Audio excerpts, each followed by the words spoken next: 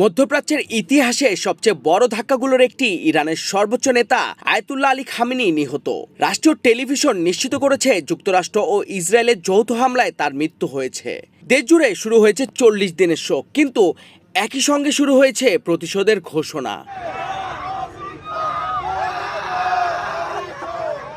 শনিবার গভীর রাতে যুক্তরাষ্ট্র ও ইসরায়েল ইরানে ব্যাপক হামলা চালায়। প্রথম আঘাত হানে তেহরানের কেন্দ্রস্থলে। রাষ্ট্রীয় সূত্র বলছে খামেনি ছিলেন লক্ষ্যবস্তু।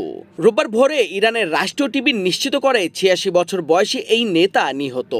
তার সঙ্গে নিহত হয়েছেন শীর্ষ নিরাপত্তা কর্মকর্তা, নিহত হয়েছেন তার মেয়ে, জামাতা ও নাতিও। এটি 1979 সালের ইসলামী বিপ্লবের পর ইরানের নেতৃত্বের উপর সবচেয়ে বড় আঘাত।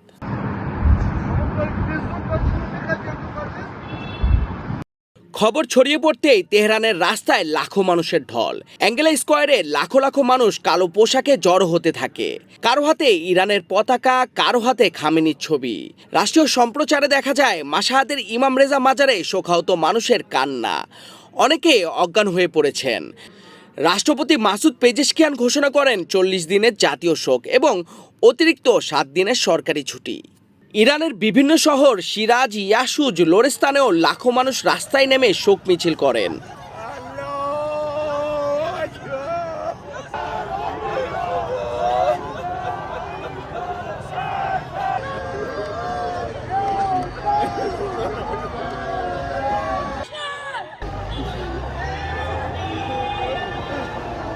সরকারি বার্তা অনুযায়ী একটি 3 সদস্যের কাউন্সিল এখন অস্থায়ীভাবে নেতৃত্ব দেবে।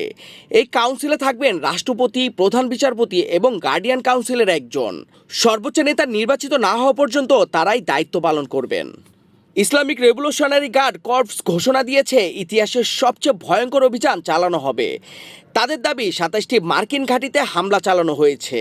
তেল আবিবেও লক্ষ্যবস্তুতে আঘাত করা হয়েছে। একই সঙ্গে কাতার, সংযুক্ত আরব আমিরাত, কুয়েত, বাহরাইন, জর্ডান, সৌদি আরব ও ইরাক জুড়ে মার্কিন স্থাপনাগুলো লক্ষ্যবস্তু।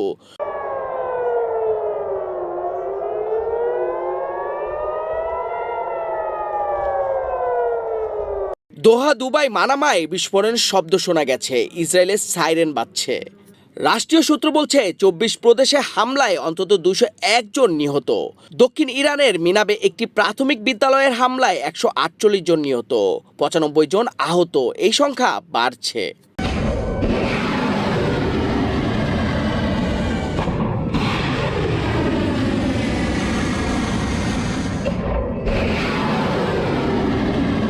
ডোনাল্ড ট্রাম্প হুঁশিয়ারি দিয়েছেন, ইরান পাল্টা হামলা চালালে অধিকার শক্তি দিয়ে জবাব দেওয়া হবে।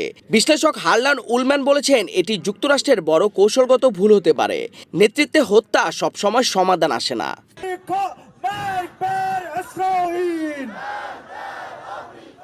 মধ্যপ্রাচ্য এখন বিস্ফোরণের কিনারায়। একদিকে জাতীয় শোক, অন্যদিকে প্রতিশোধের অঙ্গীকার। আঞ্চলিক যুদ্ধ কি এখন পূর্ণমাত্রায় সংঘাতের রূপ নেবে, নাকি কূটনীতি আবারও শেষ মুহূর্তে প্রবেশ করবে? বিশ্ব তাকিয়ে আছে তেহরানের দিকে।